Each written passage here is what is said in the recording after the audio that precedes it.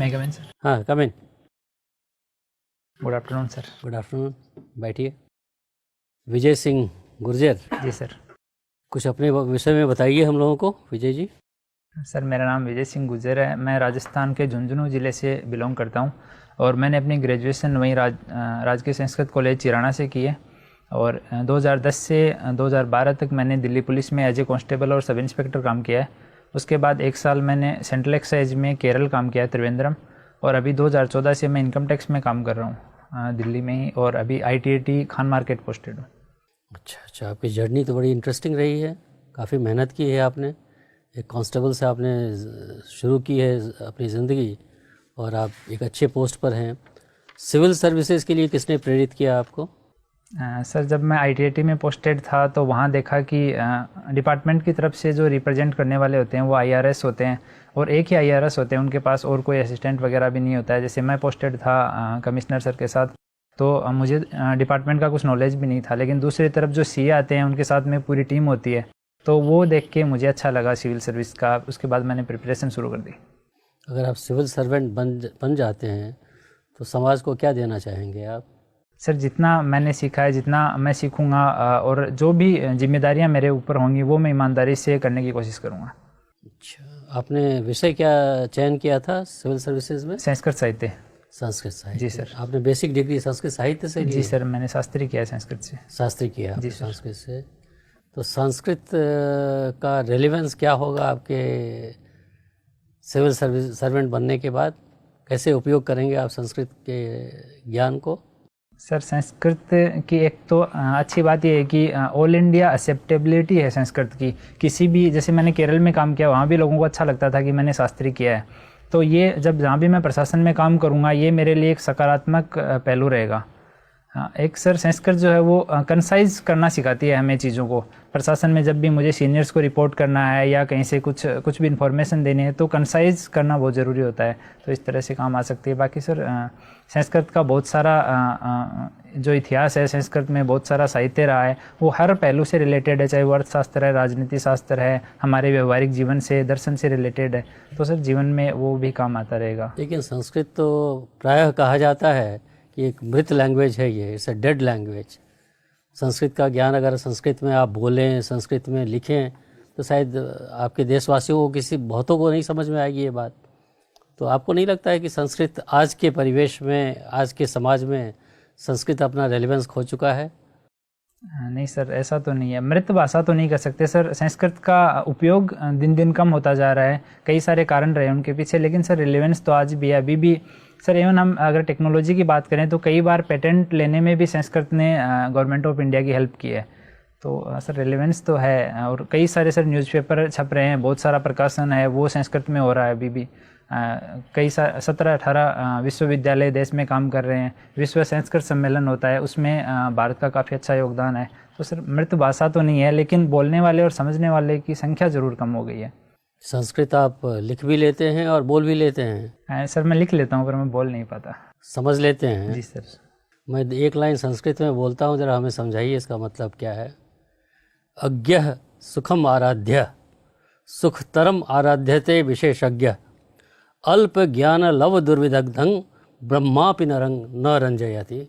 इसका मतलब क्या हुआ? सर ये भर्तृहरि के नीति शतक का श्लोक है। इसमें बताया गया है कि जो आदमी कुछ नहीं जानता वो कोरे कागज़ के समान है। उसको हम आसानी से कुछ भी अगर हमें सिखाना हो तो आसानी से सिखा सकते हैं। और जो विद्वान है उसको सिखाना और भी आसान होता है, क्योंकि किसी संकेत मात्र से वो किसी भी भाषा का जो मूल तत्व है उसको पकड़ लेता है, किसी भी वाक्य का।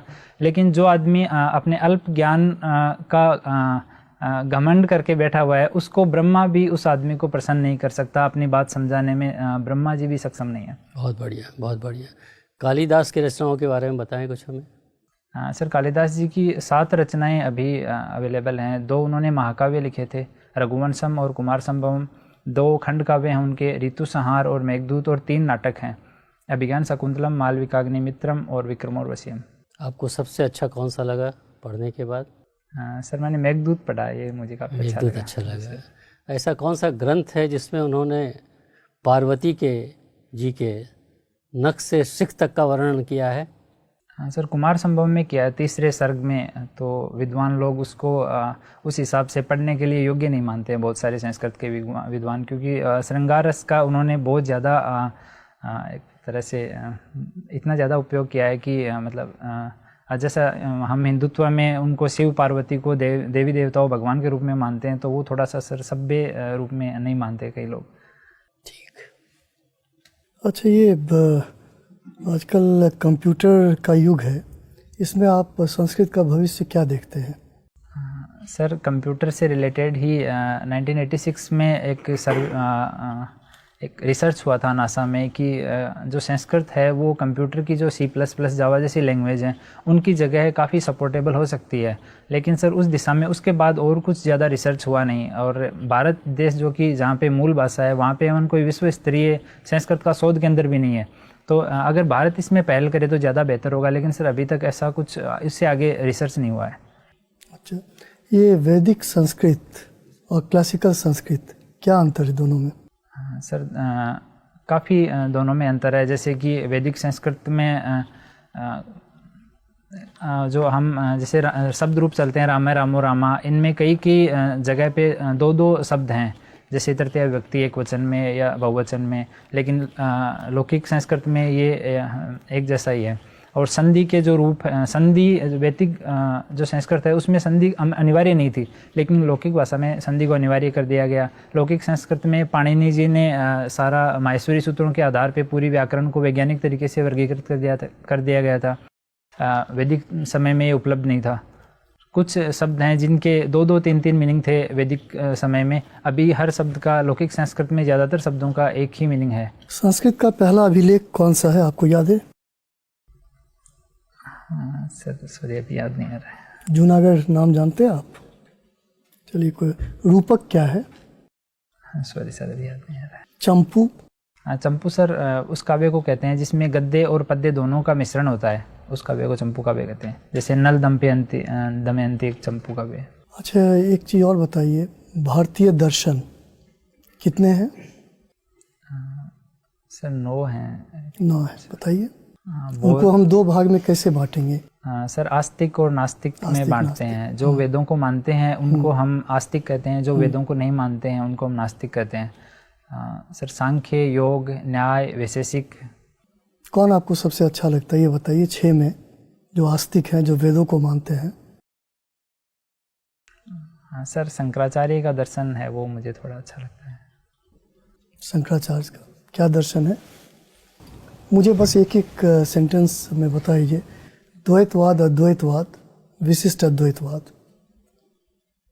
शुद्ध अद्वैतवाद, द्वैत अद्वैतवाद, ये मैंने 5 आपके सामने रख दिए। जी सर। ठीक, इनके बारे में एक सेंटेंस बता दीजिए। सर इनका अर्थ या क्या सर? कुछ भी आप इनके बारे में। द्वैतवाद जैसे सर मैंने पढ़ा है कि आत्मा और ब्रह्म दोनों अलग अलग हैं, तो 2 हैं तो द्वैतवाद हैं। अद्वैतवाद की ये दोनों अलग अलग नहीं हैं, दोनों एक ही हैं, तो अद्वैतवाद हो गया। अलग अलग क्यों दिखते हैं?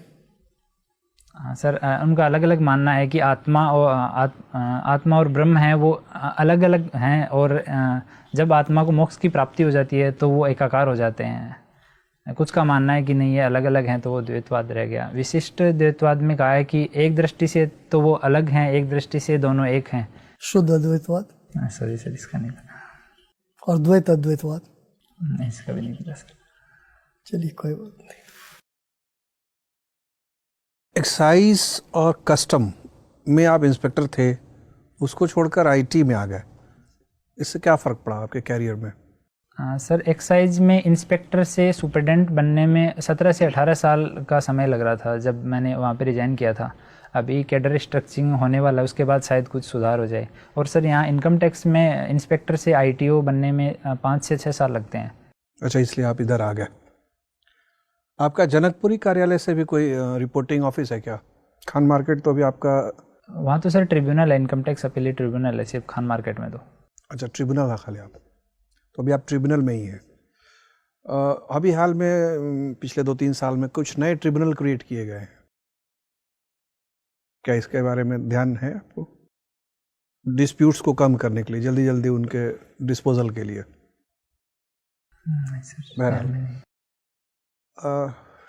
टैक्स कंसेशंस कितने किस्म के होते हैं, और ख़ास तौर पे टैक्स रिबेट में और टैक्स ब्रेक में क्या फ़र्क है?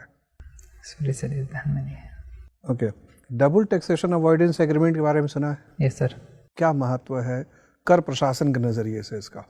सर, कर प्रशासन के नज़रिए से DTA से टैक्स लिटिगेशन कम हो जाते हैं और टैक्स में एक सुनिश्चितता हो जाती है। हमें पहले से पता लग जाता है कि हमारा इस देश के साथ इतना जो वहाँ की कंपनी है यहाँ भी व्यापार कर रही है, वहाँ भी कर रही है, जो TP इश्यूज़ हैं उनमें हमारे यहाँ टैक्स कलेक्शन कितना होने वाला है, ये हमें श्योरिटी हो जाती है, लिटिगेशन कम हो जाता है। तो सर प्रशासन की प्रभाविकता थोड़ी बढ़ जाती है। टैक्स डिपार्टमेंट अभी अकाउंटिंग का जो फॉर्मेट यूज़ कर रहा है और यूनाइटेड नेशन के पास जो अकाउंटिंग का फॉर्मेट है, स्टैंडर्ड है, उसमें अभी क्या फ़र्क है और क्या गैप हम लोग भविष्य में कभी यूज़ कर सकते हैं? सर, अभी थोड़े दिन पहले उसकी चर्चा चल रही थी कि 2019 से गैप बैंकिंग सिस्टम है वो अपनाने पर विचार कर रहा है। क्या होगा, उसका स्वरूप क्या है? सॉरी सर, स्वरूप से नहीं। अच्छा, इस बार जो बजट पेश किया गया उस पर ध्यान दिया आपने? हाँ जी सर, देखा मैंने। सरकार को उम्मीद है कि राजकोषीय घाटा शुरुआती दौर अनुमान से ज़्यादा हो जाएगा। शुरू में पिछले फरवरी को जब पेश हुआ था तो 3.2% बजटेड था, अब वो लग रहा है 3.5 हो जाएगा जी। तो ये इसको कुछ लोग कह रहे हैं कि ये फिस्कल स्लिपेज है, मतलब सरकार का राजकोषीय प्रबंधन फिसलन वाले रास्ते पर है। और वित्त सचिव कह रहे हैं कि यह खर्चों में वृद्धि के चलते नहीं होगा, खर्चे नहीं बढ़ने देंगे। तो फिर एक ही तरीका बचता है, अगर खर्चे नहीं बढ़ेंगे फिर भी घाटा बढ़ रहा है, इसका मतलब कि कर राजस्व अनुमान से कम आने वाला है। क्या क्या कारण अभी नज़र आ रहे हैं, क्या दिक्कतें हैं, क्या चुनौतियां हैं कर राजस्व में? हाँ सर, दोनों में ही प्रॉब्लम है। कर राजस्व में हमारे यहाँ डायरेक्ट टैक्सेशन में भी प्रॉब्लम है तो इनडायरेक्ट टैक्सेशन में भी प्रॉब्लम है। सर, इनडायरेक्ट टैक्सेशन की अगर हम पहले बात करें तो कस्टम का रेट हमारा बहुत हाई है और कस्टम क्लियरेंस जो है उसमें करीब 350 घंटे एक कंटेनर पार होने में लगते हैं। तो इस 350? जी सर, 350 आवर्स एक कंटेनर हमारा पोर्ट पे आके और जब देश के अंदर इंटर करता है तो एवरेज जो टाइम है वो 350 घंटे हैं, जो कि दुनिया में सबसे ज़्यादा देशों में से एक है। तो सर इससे व्यापार बाधित होता है और कलेक्शन कम हो रहा है। दूसरा सर, GST जो है वो भी हमारा अभी प्रैक्टिकल मोड में ही है, GSTN भी हमारा सही तरीके से काम नहीं कर पाया, उसका भी प्रभाव पड़ रहा है। और ज़्यादातर जो है वो कंपोजिशन स्कीम में काफ़ी जो टैक्स पेयर्स का परसेंटेज है वो कंपोजिशन स्कीम में काफ़ी आ गया। और सर डायरेक्ट टैक्स में करें तो टैक्स बेस जो है वो बढ़ा है, लेकिन सर उतना नहीं बढ़ा है जितना बढ़ना चाहिए। अभी सर बजट का एक डाटा देखें तो जो सैलरीड पर्सन है उन्होंने 1,89,00,000 लोगों ने रिटर्न फाइल किया, उन्होंने 1.44 लाख करोड़ का रेवेन्यू गवर्नमेंट को पे किया है। लेकिन अगर हम बिजनेस क्लास और बिजनेस प्रोफेशन वालों की बात करें, उन्होंने भी इतने ही लोगों ने रिटर्न फाइल किए हैं, लेकिन सिर्फ 48,000 करोड़ का टैक्स पे किया है। तो सर नॉर्मल अगर हम समाज में देखें तो एक सैलरीड पर्सन से एक बिजनेस प्रोफेशन वाले का रहन सहन, उसका जीवन स्तर अच्छा होता है। तो ये सर थोड़ा सा इनको देखने की ज़रूरत है, टैक्स बेस और बढ़ाए जाने की ज़रूरत है। तो इंस्पेक्टर के रूप में आपको 2 साल 3-4 साल काम करते हुए हो गए, जब से आप आए हैं तब से मोदी जी भी आए हैं देश में, तो क्या व्यवहारिक तौर पे दिक्कतें आपको नज़र आती है? अपने मित्रों से बातचीत होती होगी, क्यों नहीं भरते हैं ये बिजनेस वाले लोग अपना? सर जैसे कि अभी आने के बाद बेनामी प्रॉपर्टी की सेल बनाई है, वो इनकम टैक्स को ही सौंपा है काम, लेकिन जहाँ पे हमारा इन्वेस्टिगेशन होता है झंडेवालान में, वहीं पे एक यूनिट बना के और बेनामी का काम दे दिया गया है। बाकी कोई इंफ्रास्ट्रक्चर नहीं दिया गया है, अलग से कोई स्टाफ उसके लिए अवेलेबल नहीं है। तो जो बेनामी में पोस्टेड स्टाफ है वो अपने इन्वेस्टिगेशन का भी काम देखते हैं, एज वेल एज वो बेनामी वाला भी देख रहे हैं। तो सर लगभग शून्य काम ही हो रहा है। सुविधाओं की कमी है। जी सर, सुविधाओं की कमी है, इस कारण ये नहीं बढ़ पा रहा है। दूसरा सर, एक डिपार्टमेंट को पूरी स्वायत्ता नहीं है कि जैसे सर्च सर्वे करें या जो लोग टैक्स कंप्लाइंस नहीं कर रहे हैं उन तक पहुंचने की कोशिश करें, इसमें पूर्णतः स्वायत्ता डिपार्टमेंट को नहीं है। आपको क्या लगता है क्या क्या करना चाहिए हमें? हाँ सर, एक तो टैक्स जो हमारे स्लैब्स हैं उनमें चेंज किया जाना चाहिए। अभी 2.5 से 5 तक हमारा 5% है, लेकिन उसके बाद 5 होते ही हम 20% की स्लैब में एंटर कर जाते हैं। तो जो आदमी उस 5 वाले में रहता है वो डरता है कि मैं 20 वाले में एंटर न कर जाऊं, तो बीच में एक 10% की स्लैब और डाल दी जानी चाहिए। और 20% वाली को सर हम 8 से 12 कर सकते हैं और 12 से फिर आगे 30% किया जा सकता है। और और इसके अलावा सर डिपार्टमेंट का जो इन्वेस्टिगेशन विंग है वहाँ पे इंफ्रास्ट्रक्चर और ह्यूमन रिसोर्स को और ज़्यादा बढ़ाए जाने की ज़रूरत है। एक सर जो प्रॉपर्टीज़ हैं उनको आइडेंटिफाई किए जाने की ज़रूरत है। जितनी भी प्रॉपर्टीज़ हैं, जितने भी ट्रांजैक्शन हो रहे हैं उनको हम आधार से लिंक कर सकते हैं, इस तरह से ट्रैक किए जाने की ज़रूरत है। एक सर डिपार्टमेंट का एक प्रोजेक्ट चल रहा है, प्रोजेक्ट इनसाइट्स, उसमें लेकिन डाटा एनालिसिस उसमें पूरा नहीं हो पा रहा है। सिर्फ TDS का डाटा डिपार्टमेंट एनालिसिस कर पाया है, उसका काफ़ी फ़ायदा मिला है डिपार्टमेंट को। तो वो सर हर सेक्शन में किया जा सकता है। आम जो टैक्स पेयर्स हैं उनके अगर हम उनके रिलेशन में बात करें तो भी अगर उसको किया जाए तो डिपार्टमेंट को काफ़ी फ़ायदा होगा रेवेन्यू का। कुछ चर्चा चल रही है कि सरकार ऐसा मन बना रही है कि इनकम टैक्स एबॉलिश कर दे और सिर्फ कंजम्पशन टैक्स रखे। ध्यान दिया है आपने इस पहलू पर? नहीं सर, कंजम्पशन पर सर इनकम टैक्स एबॉलिश करने के लिए मुझे नहीं लग रहा सर। अभी 10 लाख करोड़ से ज़्यादा का रेवेन्यू डायरेक्ट टैक्सेशन से आ रहा है, तो इतना इसका अल्टरनेट ढूंढने में इतना आसान नहीं होगा। और कंजम्पशन में सर पहले इस बारे में अगर पूरा रिसर्च किया जाए, उसके बाद में प्रैक्टिकल तौर पे कुछ जगह लागू करके देखा जा सकता है। अगर वो बेटर है तो उसकी तरफ जाया जा सकता है। ठीक। विजय जी, आप अंतर्राष्ट्रीय विषयों में रुचि रखते हैं? जी सर। भारत के माननीय प्रधानमंत्री महोदय पूरे विश्व का दौरा करके आए हैं और बायलैटरल रिलेशनशिप को स्ट्रेंथन करने के लिए। फिर भी भारत का जो दावेदारी है यूनाइटेड नेशन में परमानेंट सीट के लिए, उसके लिए हम अभी कुछ भी कंक्रीट नहीं कर पाए हैं। तो आपको नहीं लगता है कि फॉरेन पॉलिसी के फ्रंट पे ही हमारा फेलियर है? इतना रिगरसली परस्यू करने के बाद भी हम एक काम नहीं करवा पाए। नहीं सर, यूनाइटेड सिक्योरिटी काउंसिल में जो परमानेंट सीट है सर, इजीली तो उसमें सुधार होगा नहीं। बहुत सारे देशों को, और सिर्फ भारत के लिए सुधार नहीं होगा। जैसे G4 देश कर रहे हैं कोशिश, तो सबको अगर मिलके करें और वर्ल्ड वाइड वो एक सहमति, दूसरे देशों का समर्थन ले, सहमति बनाएं, तो सर ये पॉसिबल है। लेकिन भारत की छवि में वैश्विक स्तर पर काफ़ी सुधार हुआ है इस दौरान। अच्छा, ये बताइए कि तिब्बत से जब शरणार्थी आते हैं हम उनको सहर्ष स्वीकार कर लेते हैं, म्यांमार से रोहिंग्या मुसलमान आते हैं तो हम उनको स्वीकार करने में हमें तकलीफ़ है, ऐसा क्यों? ये ड्यूअल स्टैंडर्ड नहीं लगता आपको? सर इसके बारे में चलिए छोड़िए, वापस इंडिया में लौटते हैं। अभी सुप्रीम कोर्ट के कुछ जजेस थे जिन्होंने ओपनली रोस्टर सिस्टम के अगेंस्ट आम जनता से बात की। जी सर। सुप्रीम कोर्ट को माना जाता है ये टेम्पल है लोकतंत्र का, जहाँ पे सब लोगों का अनक्वेश्चन विश्वास है। लगता है कि इस पार्टिकुलर इंसिडेंट के कारण जो आम जनता है उनके विश्वास में कहीं ना कहीं कुछ कमी आई है सुप्रीम कोर्ट के ऊपर, कि all is not well with supreme court, वहाँ भी सब कुछ ठीक ठाक नहीं चल रहा है। सर पिछले समय में यही इंसिडेंट नहीं, कई सारे इंसिडेंट हुए हैं ऐसे जिनके कारण थोड़ा सा सुप्रीम कोर्ट की जो इमेज है नागरिकों की नज़र में वो कहीं ना कहीं प्रभावित हुई है। जैसे जस्टिस कर्णन का जो विवाद रहा था, उसके बाद ये रहा।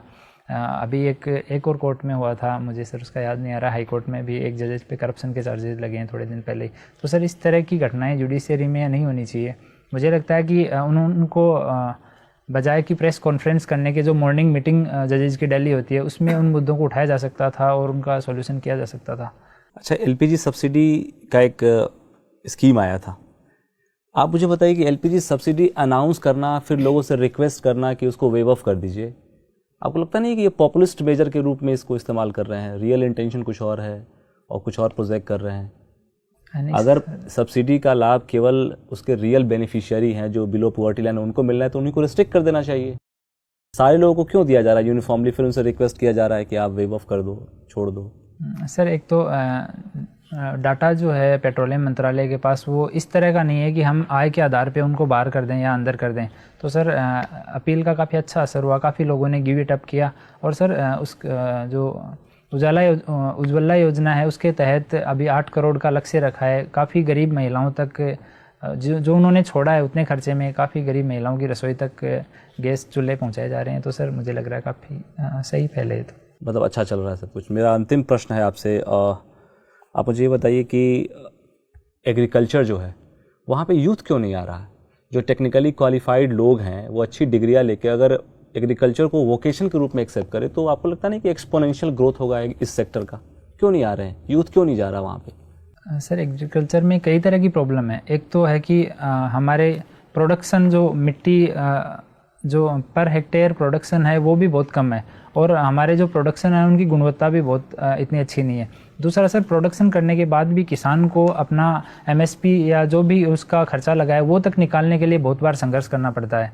इसके अलावा सर आपदा राहत से कोई इतना अच्छा मैकेनिज्म अभी तक नहीं है। तो सर नॉर्मल है कि जहाँ पे फ्यूचर सिक्योर नहीं होगा, यूथ उस तरफ अट्रैक्ट नहीं होगा। तो अगर सरकारी हस्तक्षेप से क्या चीज़ों को बेहतर नहीं बनाया जा सकता? बिल्कुल सर बनाया जा सकता है। तो क्यों नहीं, फिर अब ये शिकायत अभी क्यों हो रही है फिर? सर हस्तक्षेप धीरे धीरे कर रही है गवर्नमेंट, लेकिन उतने स्तर पे नहीं कर रही है जितने स्तर पे करना चाहिए। जैसे कि अभी बीमा के लिए अच्छी स्कीम प्रधानमंत्री कृषि बीमा योजना लाई गई है, कुछ खामियां उसमें, लेकिन काफ़ी अच्छा पहल है। इसके अलावा सर प्रधानमंत्री कृषि सिंचाई योजना चल रही है जिसके थ्रू सिंचाई बढ़ाने की कोशिश की जा रही है। लेकिन सर कई स्तर पे कई सारे काम एग्रीकल्चर के लिए करने पड़ेंगे, तब एग्रीकल्चर जो फार्मर्स के डबल इनकम के बारे में गवर्नमेंट सोच रही है या फिर कृषि क्षेत्र को रिवाइव करने के बारे में सोच रही है, ये तभी पॉसिबल है सर। घोस्ट बेनिफिशियरी कौन होते हैं? जो सर दिखाई नहीं देते लेकिन वो फ़ायदा लेते रहते हैं। विजय जी, आपने अपनी हॉबी में लिखा है कि आपकी हॉबी है लॉन्ग बाइक राइडिंग। जी सर। तो इससे क्या मतलब है लॉन्ग बाइक राइडिंग? हाँ सर, मैं लंबी दूरी की बाइक राइडिंग करता हूँ अपने क्लब के साथ। जो सबसे लंबी दूरी की बाइक राइडिंग आपने की है वो कहाँ से कहाँ तक की है? अभी सर रिसेंटली मैंने जनवरी में यहाँ से जैसलमेर की राइडिंग की है। कितने किलोमीटर हुआ ये? सर पूरा मेरा अराउंड 2700 किलोमीटर का हुआ था। अच्छा जी सर। और ये आपने अकेली राइडिंग की है या किसी नहीं ग्रुप सर, क्लब के साथ की थी, हम 10 के लोगों का समूह था। जी सर। अच्छा, और कुछ आपको रोड सेफ्टी मतलब का भी ध्यान रखते हैं ये बाइक राइडिंग के समय? रोड सेफ्टी और जो ट्रैफिक के जितने भी रूल्स हैं उन सब का ध्यान रखते हैं। अच्छा, रोड डिज़ाइनिंग बोलते हैं कि भारत में जो ज़्यादा एक्सीडेंट होते हैं इसमें एक रोड डिज़ाइनिंग की भी बहुत बड़ी भूमिका है। जी सर। तो इससे क्या समझते हैं आप? सर एक तो रोड डिज़ाइनिंग में जहाँ पे कहाँ पे हमारे यहाँ फ्लाईओवर है, अंडरपास होना है, ये सब प्रॉपर नहीं है। दूसरा, घुमाव में हमारे यहाँ कितना रोड का जो कोण है वो कितना होना चाहिए वो प्रॉपर नहीं है। इसके अलावा सर कंस्ट्रक्शन जो है वो हमारे यहाँ मतलब सुरक्षा मानकों को ध्यान में रख के नहीं चलाया जाता है। हम नॉर्मली देखते हैं कि कहीं भी कंस्ट्रक्शन चल रहा है और कई बार तो इवन कोई खड़ा भी नहीं होता है और वहाँ कंस्ट्रक्शन चल रहा होता है। तो इसके अलावा सर निर्माण सामग्री जो है वो भी इतनी बेहतर नहीं है हमारे यहाँ सड़क निर्माण में। क्या कारण है कि राजस्थान में रोड्स बहुत अच्छे हैं? सर इसका क्या कारण है कारण आपको समझ में आता है? हाँ सर, एक तो बारिश कम होती है, जो डामर सड़कें हैं वो बारिश में टूट जाती हैं, तो बारिश कम होने के कारण वो लंबे समय तक चलती हैं। दूसरा सर, वहाँ प्रधानमंत्री जो ग्राम सड़क योजना है उसके तहत काफ़ी अच्छी सड़कें बनी। फिर स्टेट गवर्नमेंट ने वहाँ पे काफ़ी स्टेट हाईवेज बनाए हैं। और एक सर बॉर्डर एरिया है तो उसके कारण BROs की जो रोड हैं आगे वो भी काफ़ी अच्छी हैं। अच्छा, आपकी एक हॉबी है बैडमिंटन, खेलते हैं आप बैडमिंटन? हाँ सर, अभी तो यहाँ नहीं खेला, बहुत दिन हो गए। फॉलो करते हैं बैडमिंटन? हाँ सर, थोड़ा। तो क्या कारण है कि हाल के वर्षों में भारत के बैडमिंटन प्लेयर वर्ल्ड स्टेज में बहुत अच्छा परफॉर्म किया है? कुछ नाम बता सकते हैं ऐसे? सर PV सिंधु हैं, साइना नेहवाल हैं, किदाम्बी श्रीकांत हैं। और मेल प्लेयर्स में नाम बताइए और एक दो लोगों के। सर किदाम्बी श्रीकांत का ही नाम याद आ रहा है अभी तो। अच्छा, ई-वे बिल क्या है? सर ये GST में जब 50,000 रुपये से ज़्यादा के सामान या सेवाओं को एक राज्य से दूसरे राज्य में ट्रांसफ़र किया जाता है। तो किलोमीटर की भी मतलब सीमा है? जैसे आपने 50,000 बताया। जी सर। कुछ किलोमीटर की भी सीमा है जिस पे ई-वे बिल लागू होता है? मुझे याद नहीं है सर। कोई याद नहीं है। ये क्या लागू हो गया या ट्रायल स्टेज पे है? सर लागू हुआ था लेकिन उसमें कई सारी प्रॉब्लम्स आई तो अभी वो ट्रायल स्टेज पे है। GSTN भी सही काम नहीं किया था। अच्छा, भारत में बोलते हैं कि एक जॉबलेस ग्रोथ है, तो ये क्या है? देखो, ग्रोथ तो हो रही है लेकिन उस ग्रोथ के अनुपात में रोज़गार में वृद्धि नहीं हो रही है। और इसके क्या कारण है?